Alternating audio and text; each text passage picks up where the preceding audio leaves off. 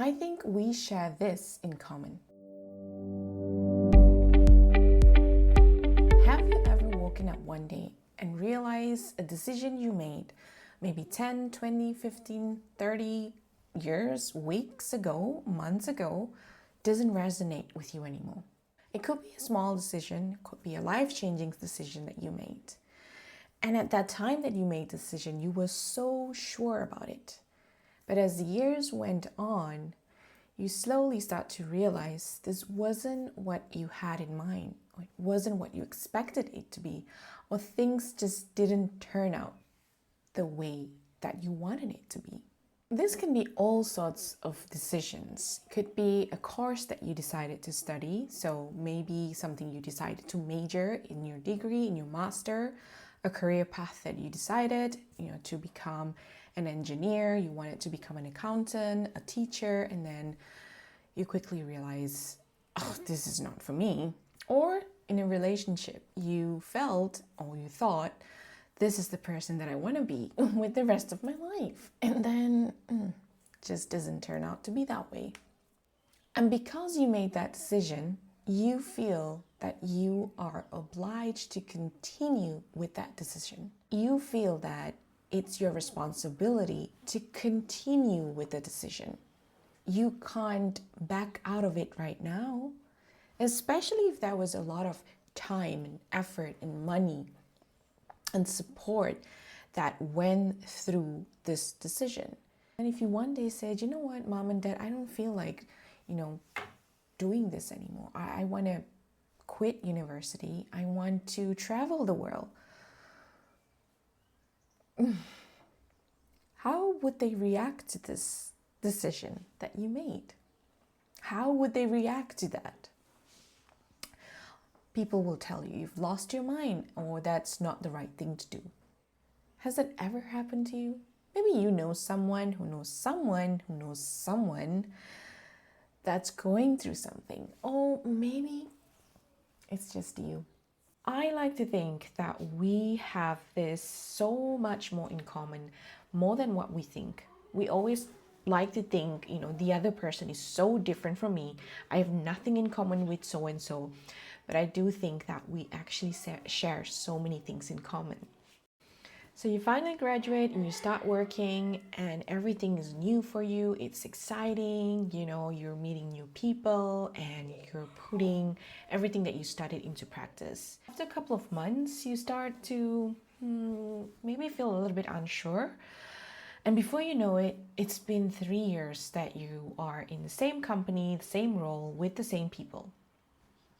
And you really feel at that time that this was never what I wanted to do. I never wanted to become a lawyer. I never wanted to study accounting.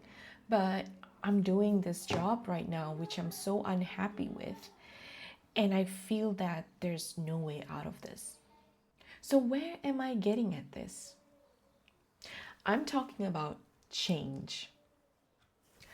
I wanted to talk about change because change happens every single day, and a lot of us don't even realize that there are changes happening inside of us, inside of our bodies, and in our environment, and we're not even paying attention to those things because it's so subtle. But there are so many other parts of our life that has gone through so much of changes, yet we feel that all of a sudden, if I was going to go and change something, I'm not allowed to do that. I'm not supposed to change these things. I'm supposed to stay the same.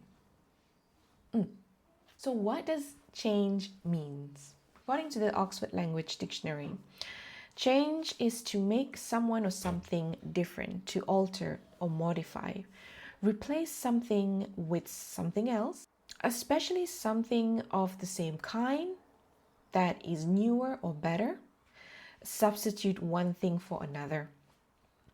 An act or a process through which something becomes different. I'm pretty sure with that definition alone, there's a lot of examples that is going through your mind, trying to relate to this explanation. My personal experience was something that I studied. I graduated with my degree in journalism and I was very excited to be a journalist. I did start off as a journalist. I worked in a local newspaper and I think I was just there for 3 months. And I immediately realized this is not what I want to do. And I stopped and I never returned back anymore. A few things happened. The environment was very, very toxic for me. The people that I was working with, and I could just feel like they were just eating me alive. And I could really feel like I was changing and becoming another person in that short period of time. But I really paid attention to all the signals that my body was sending to me.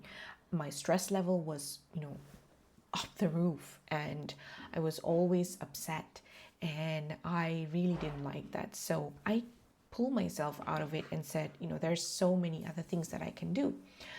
And also, I felt like even though I studied journalism, I can use all the skills that I've learned and put it somewhere else, because good communication skills is needed in every single job. There you go. Doesn't matter what you are, a lawyer, a scientist, a teacher, an accountant, you need communication skills. So I didn't think too much about it. I just continued on with my life and I think I did well.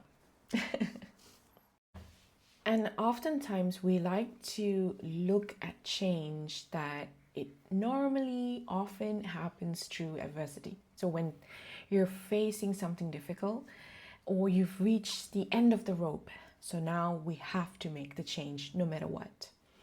And it seems like as though we wait until, like we can't take it anymore. Like that's it, I had enough. I'm going to make the change now. And I think if we paid attention to all those signals that our brain is sending us, our body is trying to tell us that, this doesn't feel right anymore, perhaps we wouldn't have to wait that long and wouldn't have to suffer and be so unhappy doing things that we don't want to do. Changes also often bring a lot of challenges with it. Like I said, you decide to move to a new country, you make a big change to your entire life, and now you're facing other sort of challenges that you never faced in your, home country. You have to learn a new language, you have to get used to with the different culture and weather, you have to get used to with the different people that you're meeting, and that brings a whole other challenge in your life. But it also brings a lot of wonderful experience and tells you a lot about yourself. So I like to see change as a need in our lives. And if that decision you made 5 years ago no longer resonates with you, no longer aligns with you, is no longer part of you, why should you stay with it? There's a lot of ways and questions that you can ask yourself to help you navigate through the uneasiness and discomfort and restlessness that you're feeling inside. That will hopefully help you to make the change that you're looking for. Thanks for watching, and I'll see you in part 2 where we talk about why does change happen and why is it so difficult. See you! You gave up when I tried to